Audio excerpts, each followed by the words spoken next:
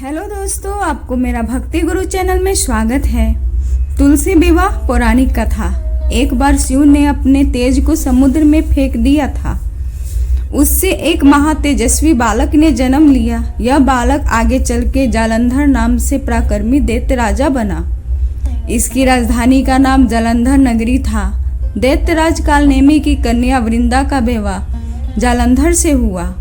जालंधर महाराक्षस था। अपनी सत्ता के मद में चूर उसने माता लक्ष्मी को पाने की कामना से युद्ध किया, परंतु समुद्र से उत्पन्न होने के कारण माता लक्ष्मी ने उसे अपने भाई के रूप में स्वीकार किया।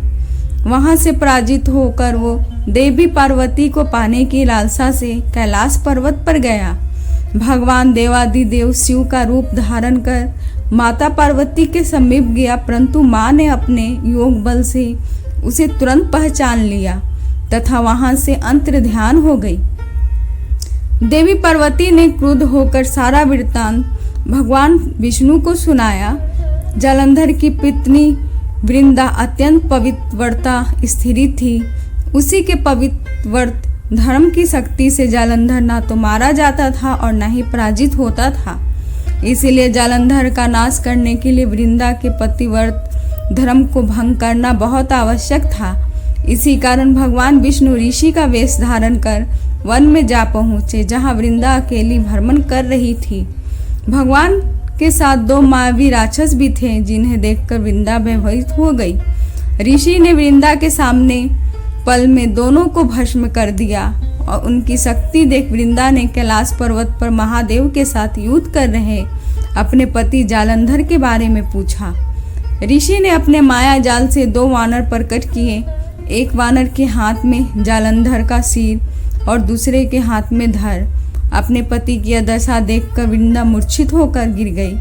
होश में आने पर उन्होंने ऋषि रूपी भगवान से विनती की कि वे अपने पति को जीवित करें। भगवान ने अपनी माया से पुनः जालंधर का सिर धड़ से जोड़ दिया, परंतु स्वयं भी वो उसी शरीर में प्रवेश कर गए। वृंदा को इस छल का तनिक भी आभास न हुआ। जालंधर बने भगवान के साथ वृंदा पतिव्रता का व्यवहार करने लगी, जिससे उसका सतीत्व भंग हो गया। ऐसा होते ही वृंदा का पति जालंधर युद्ध में हार गया। इस लीला का जब वृंदा को पता चला तो उसने क्रोध में आकर भगवान विष्णु को हृदयहीन शिला होने का श्राप दे दिया। अपने भक्त के श्राप को भगवान विष्णु ने स्वीकार किया और शालिग्राम पत्थर बन गए।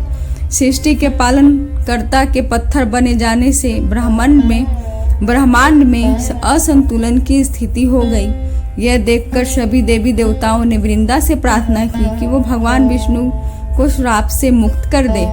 वृंदा ने भगवान विष्णु को श्राप से मुक्त कर स्वयं आत्मदाह कर लिया। जहाँ वृंदा भस्म हुई वहाँ तुलसी का पौधा उगाया।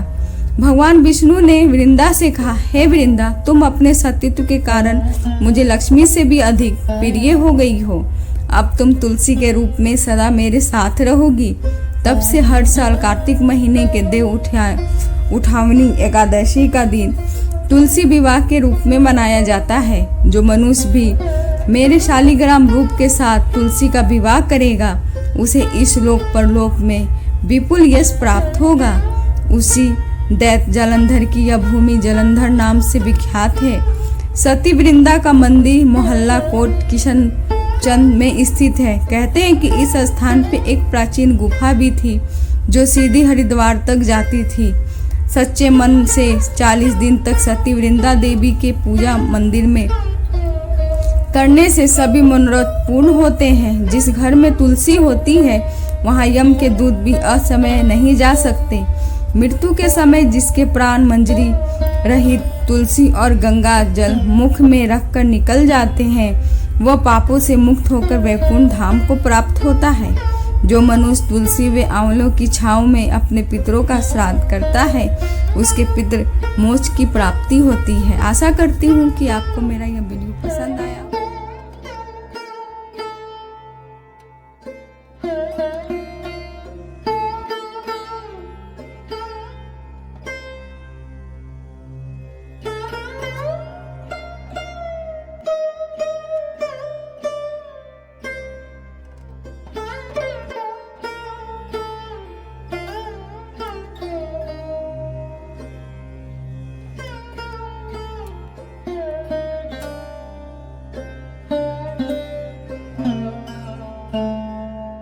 है।